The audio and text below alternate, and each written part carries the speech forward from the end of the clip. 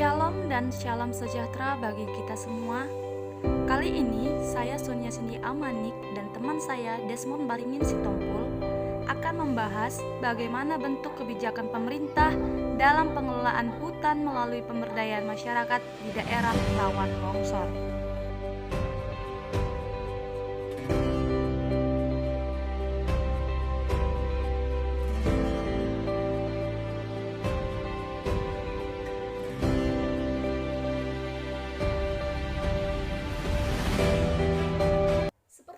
Ketahui, hutan merupakan unsur penting sebagai sumber daya alam nasional yang memiliki arti dan peran yang sangat besar pengaruhnya pada aspek kehidupan sosial, lingkungan hidup, dan pembangunan.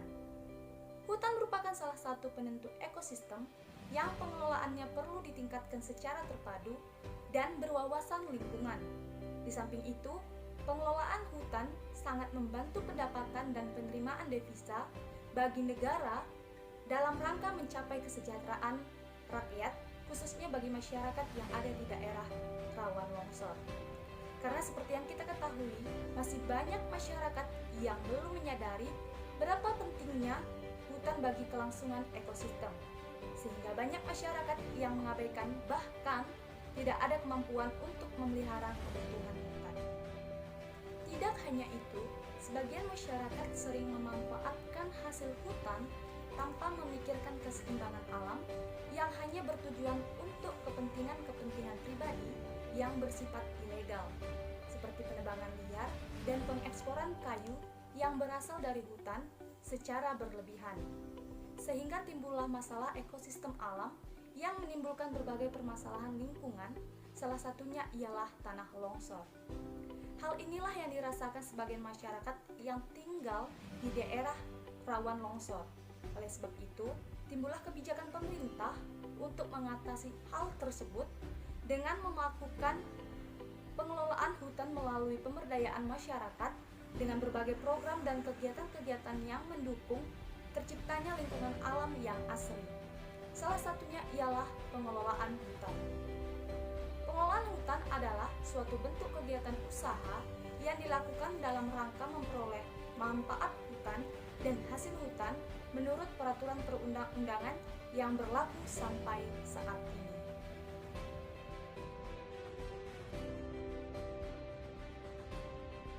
Adapun pihak-pihak yang terkait di dalam pelaksanaan pemberdayaan di daerah longsor yang akan kami bahas pada video ini, yaitu yang pertama adanya keterlibatan pemerintah beserta MPR, di mana keterlibatan pemerintah dan MPR telah bekerja sama untuk membentuk yang namanya konsep rencana pembangunan kehutanan atau yang sering disebut sebagai RUK, di mana mereka telah memberikan suatu arahan pembangunan bidang kehutanan seperti melaksanakan semua kegiatan yang memiliki jangka waktu tertentu, seperti halnya ditentukan dalam 15 tahun ke depan.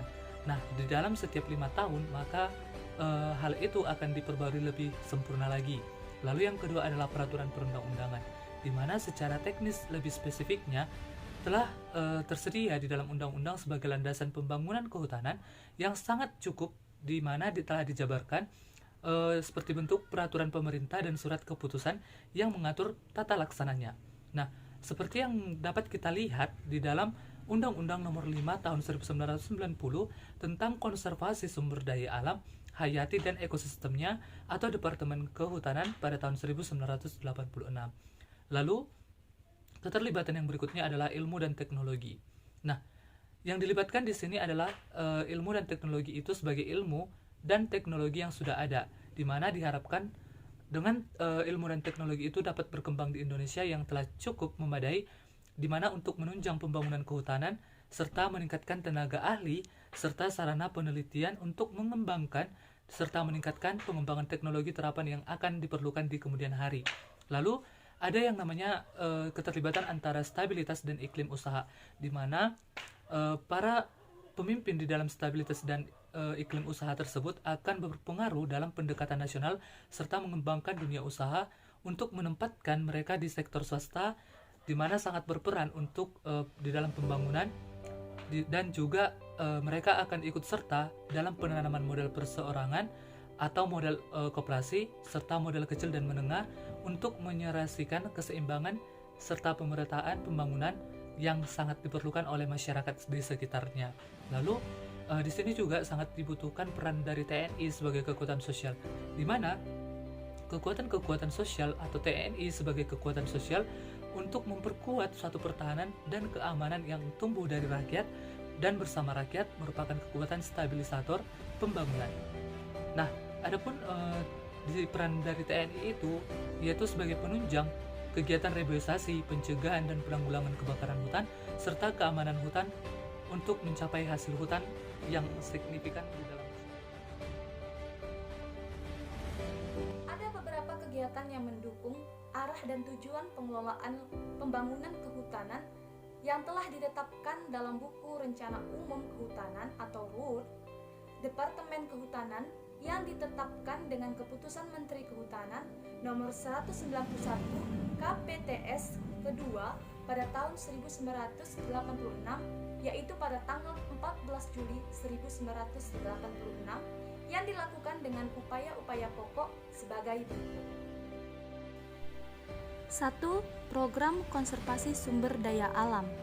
Konservasi sumber daya alam bertujuan melindungi proses ekologi yang menunjang sistem penyangga kehidupan, mengawetkan keanekaragaman jenis dan ekosistem, serta melestarikan pemanfaatan sumber daya alam bagi kesejahteraan umat manusia. Adapun untuk mencapai tujuan tersebut dilakukannya beberapa kegiatan sebagai berikut. Yang pertama ialah menunjukkan kawasan konservasi tipe ekosistem, yang kedua penataan kawasan, yang ketiga pengembangan dan pembinaan kawasan konservasi dan areal, yang keempat pengembangan wisata alam dan wisata buru, yang kelima pembinaan habitat dan pembinaan populasi, yang keenam reboisasi, yang ketujuh konservasi di luar kawasan, yang kedelapan rehabilitas lahan dan konservasi tanah, yang kesembilan pembinaan dan pengaturan sumber, dan yang terakhir pemanfaatan sumber. 2. Program pemanfaatan kawasan hutan dan peningkatan produktivitas hutan alam. Melalui program ini akan dilaksanakan kegiatan-kegiatan seperti: yang pertama, percepatan pemanfaatan kawasan hutan, yang kedua, pemeliharaan dan peningkatan mutu hutan alam serta rehabilitasi, yang ketiga, peningkatan efisiensi pembekalan dan produktivitas hutan alam, dan yang keempat, pengembangan produksi hasil hutan non-kayu, yang kelima, pengembangan sistem manajemen hutan lestari, yang keenam, perkembangan kelambaan HPH, yang ketujuh, peningkatan peran serta aktif masyarakat, dan kedelapan, dilakukannya upaya pengembangan ekoturisme. 3. Program pengembangan usaha pengelolaan hasil hutan. Tujuan program ini adalah untuk meningkatkan nilai tambah hasil dari hutan, baik hasil hutan berupa kayu maupun non-kayu, dalam rangka efisiensi pemanfaatan bahan baku yang semakin terbatas. Di samping itu, hasil hutan yang bersifat jasa akan dikembangkan, terutama jasa ekoturisme dengan pemanfaatan objek wisata alam. Untuk keberhasilan ini, maka perlu mengembangkan kemampuan rakyat dalam mengelola hasil hutan. 4. Program penyelamatan hutan dan air. Tujuan program ini adalah untuk melestarikan fungsi dan kemampuan sumber alam hayati, non-hayati, dan lingkungan hidup, terutama diperuntukkan untuk memulihkan kondisi hutan, tanah, dan air sebagai bagian kekayaan alam agar dapat berfungsi secara optimal dalam memelihara dan mendukung peningkatan daya dukung lingkungan.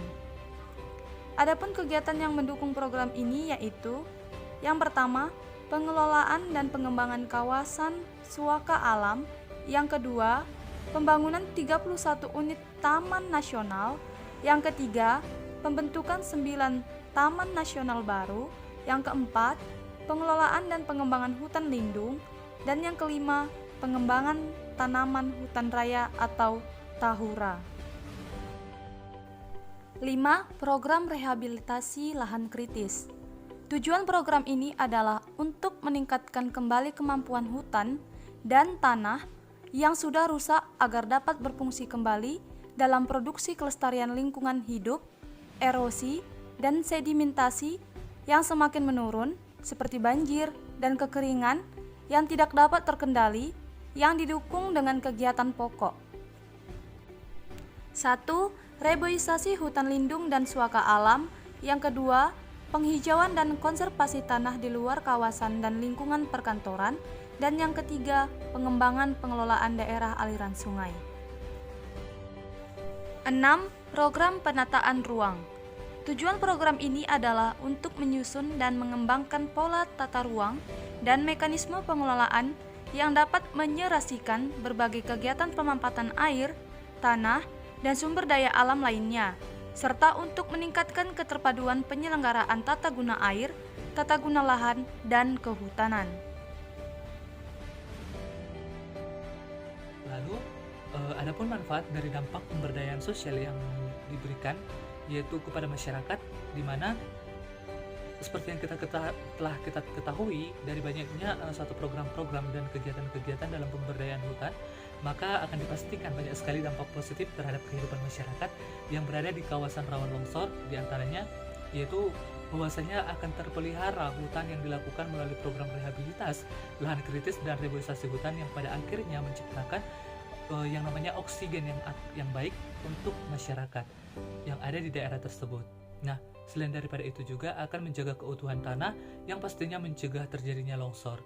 Nah, selain daripada itu, maka peluang dari hutan ini akan sangat berpeluang banyak untuk masyarakat setempat, yaitu pada bidang perekonomian, mulai dari pemanfaatan hasil hutan seperti kayu dan pengembangan pariwisata keindahan hutan yang membuat para pengunjung semakin termotivasi untuk menjaga dan memelihara hutan.